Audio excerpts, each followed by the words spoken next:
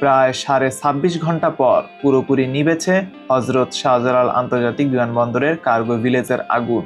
রবিবার বিকেল 4:55 আগুন সম্পূর্ণ নির্বাপন করা হয়। বিকেল 5টায় বিমানবন্দরের 8 নম্বর গেটের সামনে আয়োজিত এক ব্রিফিংয়ে এই তথ্য জানান ফায়ার সার্ভিস পরিচালক লেফটেন্যান্ট কর্নেল মোহাম্মদ তাজুল ইসলাম চৌধুরী। তিনি বলেন 4:55 আগুন সম্পূর্ণ নির্বাপন ঘোষণা করা হলো। আগুন সম্পূর্ণ নির্বাপন হলেও যেহেতু এখানে স্টিল স্ট্রাকচার রয়েছে, এগুলো হিট অ্যাবজর্ব করেছে এবং এখন হিট রিলিজ হচ্ছে।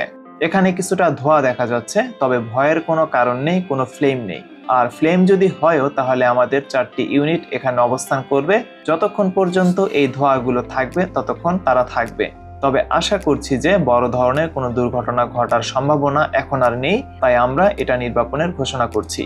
এর আগে শনিবার দুপুর আনুমানিক 2:15 দিকে বিমানবন্দরের কার্গো এলাকায় আকস্মিকভাবে আগুন লাগে।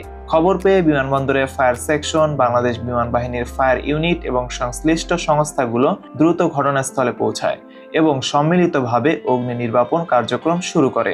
মোট 13টি স্টেশনের 37টি ইউনিট আগুন নিয়ন্ত্রণে কাজ করে।